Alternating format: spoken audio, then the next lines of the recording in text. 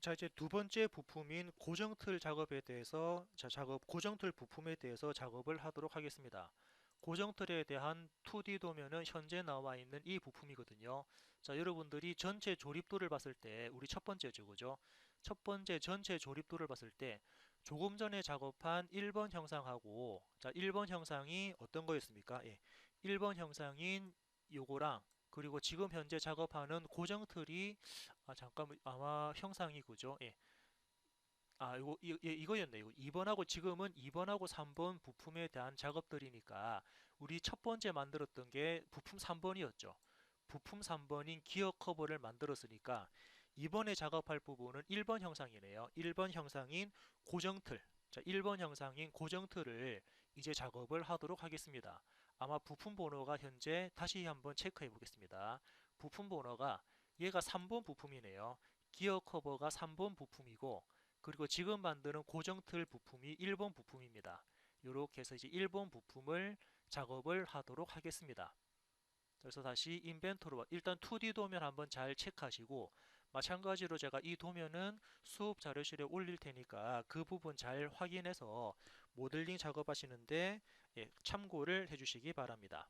그래서 다시 인벤토로 가서 처음에 새로 만들기 standard.ipt 작성 버튼 눌렀고요.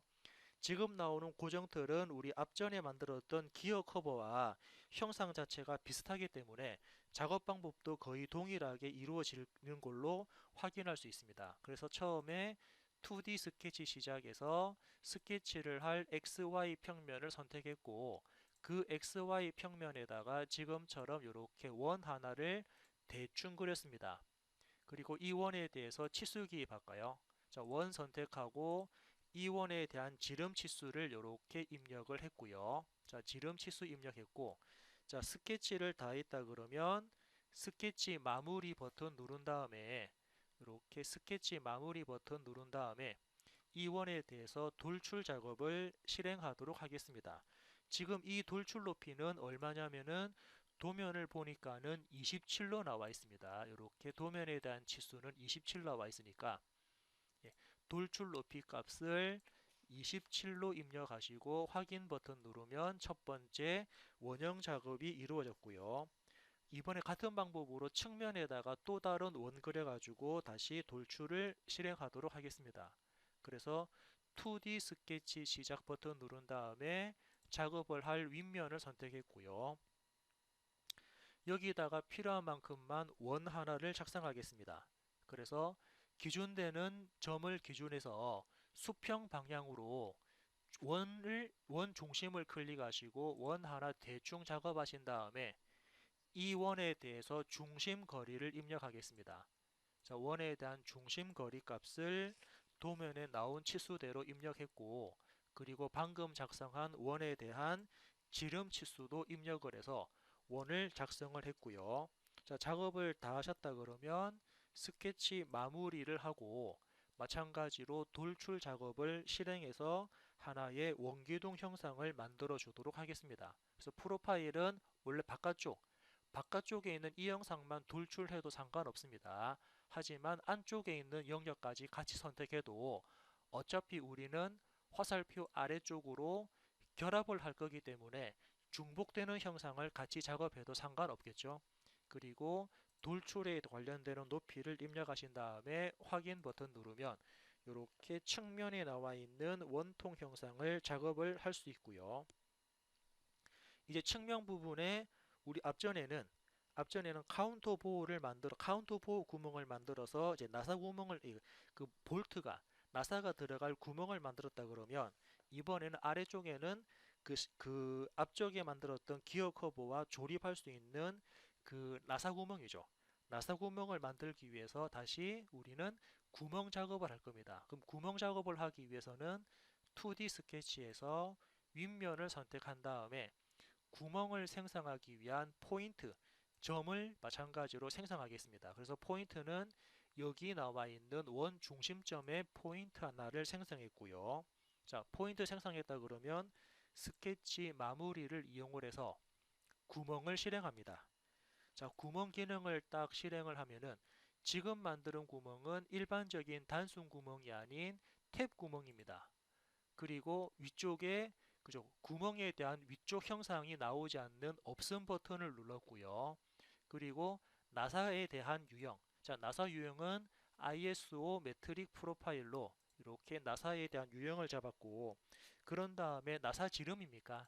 나사 지름은 나사 지름은 M6짜리입니다. 나사 지름은 M6짜리로 체크를 했고요. 그리고 나사는 지금처럼 나사는 이렇게 그죠?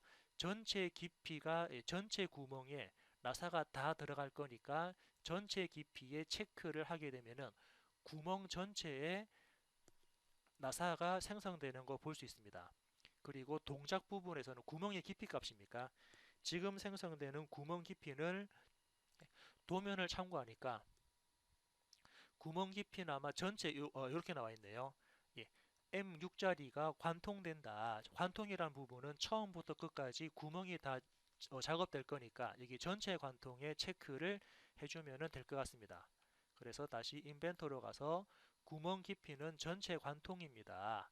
그리고 확인 버튼 누르면 전체 구멍에 이렇게 나사 구멍이 전체 구멍에 나사가 생성된 것을 확인해 볼 수 있거든요. 이렇게 해서 구멍을 생성했으니까 이제 방금 만든 이 그죠? 이 원형 모서리와 나사 구멍을 전체적으로 원형 패턴에서 복사를 하도록 하겠습니다. 그래서 원형 패턴 기능을 실행합니다. 어떤 걸 원형 패턴 할 거냐면 원형으로 돌출된 형상과 나사 구멍을 같이 선택한 다음에 회전축에 관련되는 부분은 측면 원통 모서리입니다. 몇 개를 만들 거냐면 전체 6개를 만들겠다 그래서 확인 버튼 누르면 이렇게 나사 구멍이 만들어지는 거 전체적으로 그죠? 원형 형상과 나사 구멍이 만들어지는 걸 볼 수가 있고요. 이제 윗부분에는 어떤 형상 만들 거냐면 이렇게 우리 앞전에 들어갔던 슬롯 모양하고 비슷한 형상인데 지금은 이렇게 위아래 원 두 개와 양쪽에 직선 두 개인 뭐 아령 형상하고도 비슷하네요. 하여튼 이런 모양을 지금부터 스케치하고 안쪽 부분을 잘라내도록 하겠습니다. 자, 그래서 여기서는 다시 스케치입니까? 스케치를 윗면에다가 스케치를 하겠습니다. 그리고 스케치 방향을 잡기 위해서 화면을 이렇게 회전을 딱 했고요. 자, 이제 이 상태에서 위쪽에 기준되는 선 하나 그려볼까요? 그냥 바로 원 그리겠습니다. 기준점을 기준해서 수직 방향으로 원 하나를 이렇게 대충 그렸고요. 또 기준점을 기준해서 아래쪽으로 수직 방향으로 원 하나를 또 대충 그렸습니다. 자, 치수 입력할게요. 기준점에서 위쪽에 있는 원까지 중심 거리 값을 입력합니다. 기준점에서 아래쪽에 있는 원 중심까지 중심 거리도 이렇게 입력했고요. 그리고 작성한 원에 대한 지름 치수를 입력합니다. 아래쪽에도 작성한 원에 대한 지름 치수를 입력을 하겠습니다. 자, 이렇게 해서 위쪽이랑 아래쪽 두 군데 원 그린 다음에 자, 이번에는 양쪽에 직선 두 개 그리나요? 이렇게 양쪽에 직선 하나를 그렸고 반대쪽에도 동일하게 직선 하나를 그리도록 하겠습니다. 이렇게 직선 두 개를 그려놓고 이제 치수 기입할까요? 치수 먼저 기입할게요. 안쪽에 있는 기준점부터 오른쪽 선까지의 거리 값을 사용자가 입력할 수 있고요. 반대쪽에도 기준점부터 오른쪽에 있는 선까지 그 위치 치수를 입력하게 되면은 대략적으로 이런 모양이 만들어지니까 이제 필요 없는 부분들은 자르기를 해서 필요 없는 부분들을 선택적으로 사용자가 잘라낼 수가 있습니다. 자, 이런 부분들 이렇게 선택을 하면서 잘라냈고요. 자, 사용자가 현재 이런 모양으로 스케치가 만들어집니다. 자, 작업 다 됐으니까는 스케치 마무리해서 돌출 기능을 실행합니다.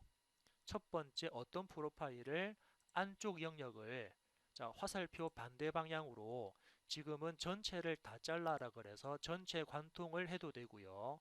그리고 잘라내기에서 확인 버튼 누르면 안쪽 부분이 이렇게 잘려져 나가는 부분을 확인해 볼 수가 있습니다.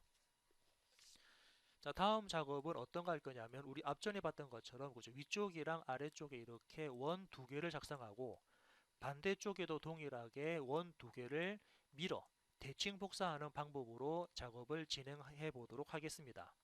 자, 그러면은 또 스케치입니까? 자, 우리 앞전에 작업한 거랑 동일하게 스케치를 윗면 잡았고요. 이 윗면을 기준해 가지고 먼저 그 기준되는 선, 기준점을 가지고 수평선 하나를 그렸고요. 이번에는 또 기준점을 가지고 이렇게 대각선 하나를 작업하도록 하겠습니다. 자, 그래서 이 수평선과 대각선에 대해서 각도 치수를 입력했고, 그리고 대각선을 클릭한 다음에 화살표를 바깥쪽으로 빼면은 수직 치수입니까? 수평 치수입니까? 아닙니다. 마우스 오른쪽 버튼 정렬 치수다라 그래서 정렬되게끔 크기를 잡아줄 수가 있습니다. 이때 거리 값을, 선에 대한 길이 값을 지금처럼 입력했고요. 자, 입력한 상태에서 이 끝부분입니까? 대각선 끝부분에다가 이렇게 사용자는 끝점을 기준으로 해서 원 하나를 그릴 수 있는데, 이 원에 대한 지름 치수가 얼마냐면은 4가 됩니다. 지름 치수 4를 입력했고요. 자, 그래서 방금 작성한 이 원을 아래쪽으로 어떻게 했습니까? 지금은 2D에서, 자, 2D에서 우리는 미러, 자, 지금은 스케치에서 미러 할 겁니다. 그래서 미러라는 기능을 실행한 다음에 어떤 거를 방금 작성한 이 원을, 자, 미러선 버튼을 누른 다음에 미러선은 수평선이다 라고 선택을 하고 적용하게 되면은 아래쪽으로 미러가 되었고요. 물론 오른쪽으로도 같이, 그죠? 오른쪽으로도 같이 미러를 할 수가 있지만 이 오른쪽은 제가 3차원 미러 기능을 실행해서 구멍을 생성해 보도록 할 겁니다. 아무튼 미러까지 끝났으니까, 자, 작업 다 됐네요. 자, 스케치 마무리했고요.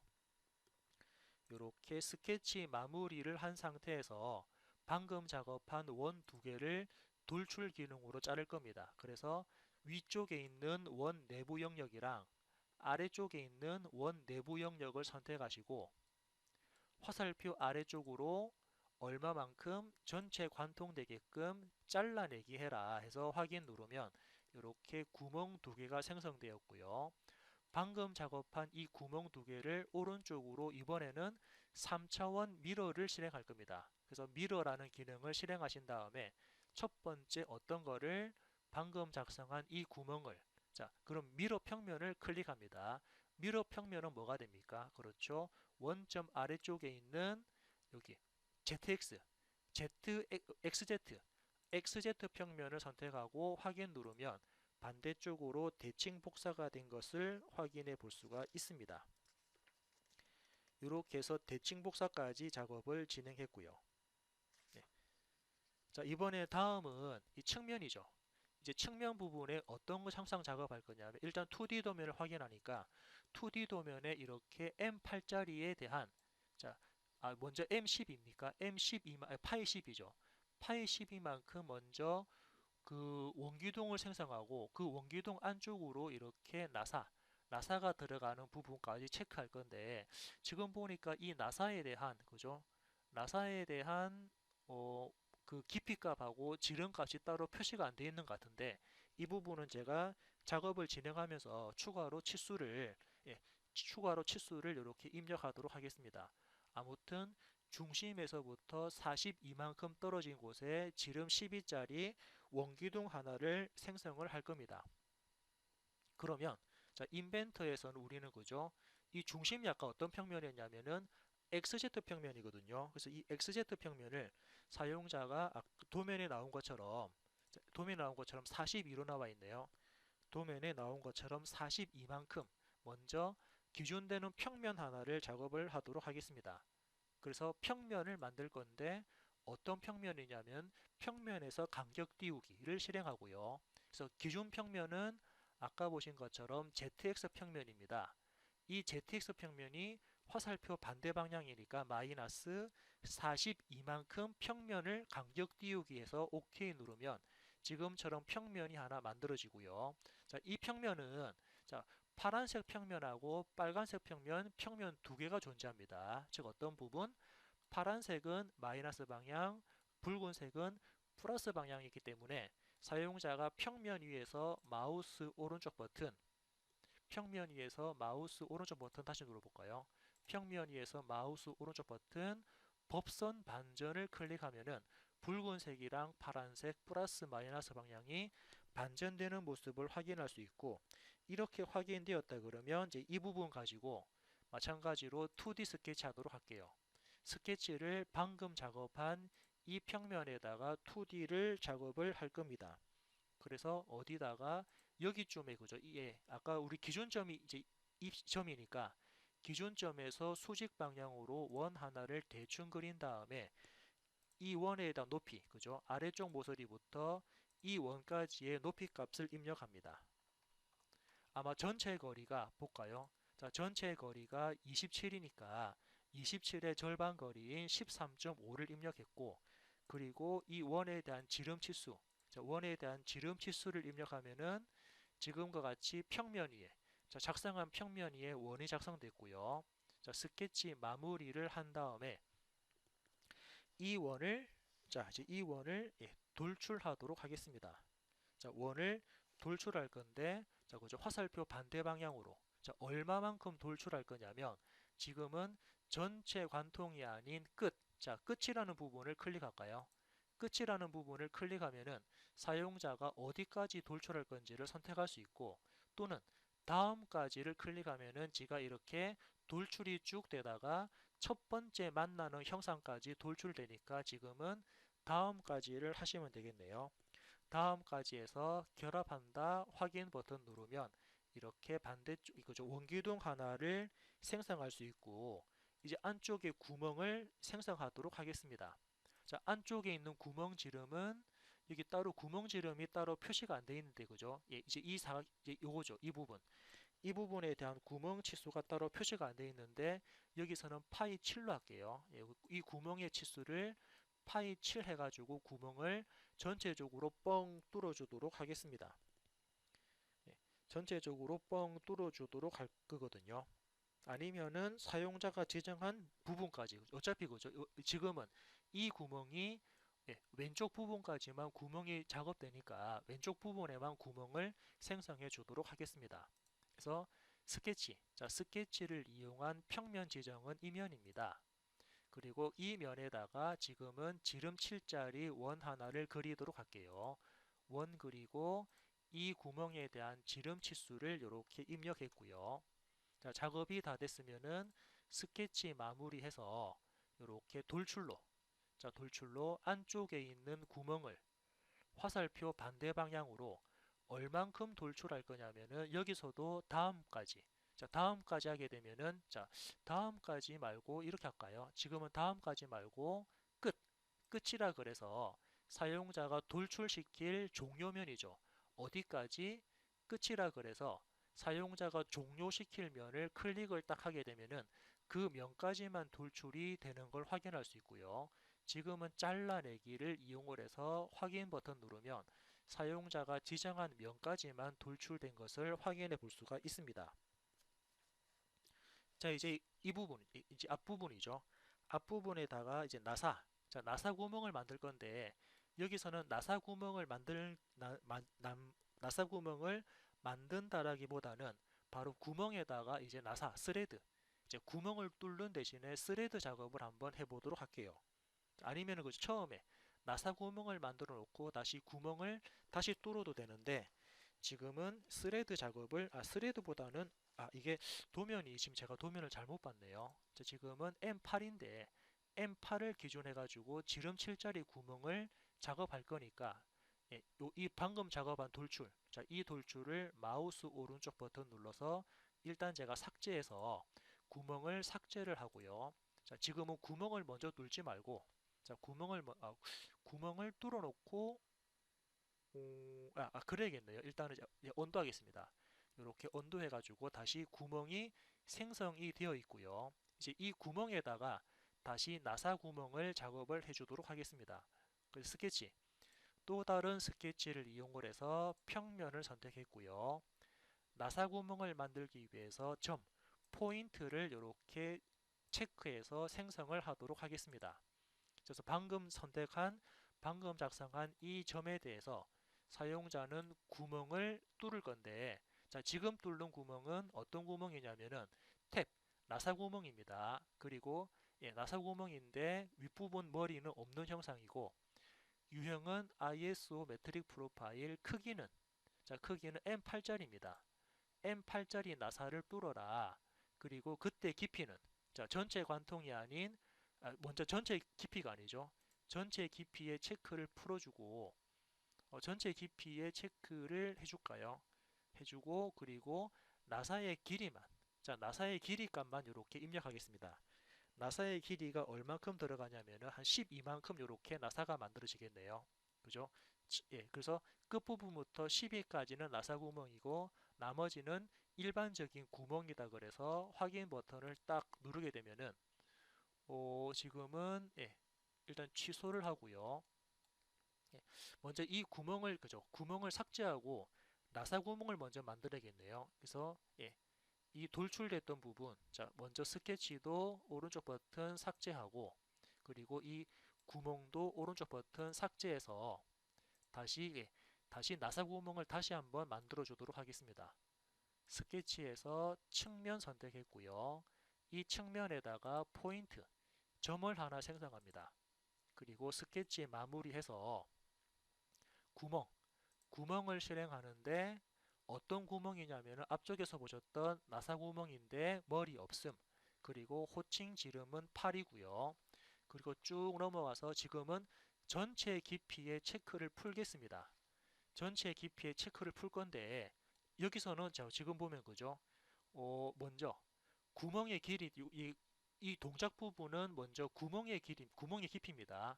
구멍의 깊이는 사용자가 끝이라 그래서 구멍은 이 평면까지만 구멍을 뚫어라 라고 됐고요. 그리고 끝부분은 평평하게 어차피 그죠? 이 왼쪽 부분이 관통되니까는 끝부분은 평행할 건데 이때 나사 깊이 나사 깊이 값만 이렇게 입력하겠습니다.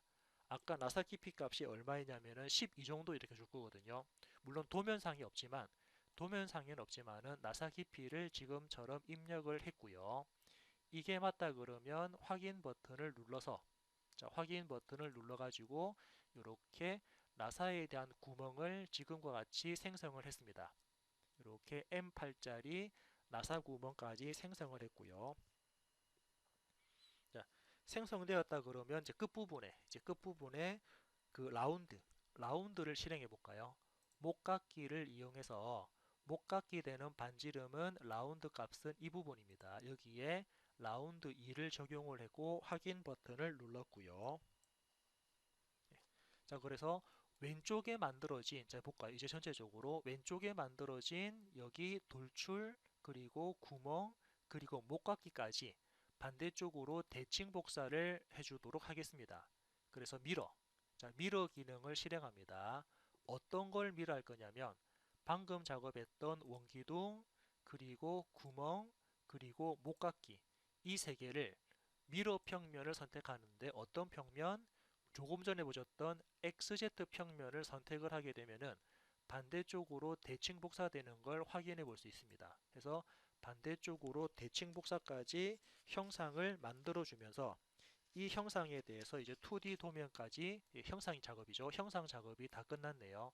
자, 작업이 끝났으면은 이 평면, 여기 방금 만들었던 작업 평면은 마우스 오른쪽 버튼 눌러가지고 가시성의 체크를 끄게 되면은 이와 같은 모양으로 한번 이렇게 생성되고요.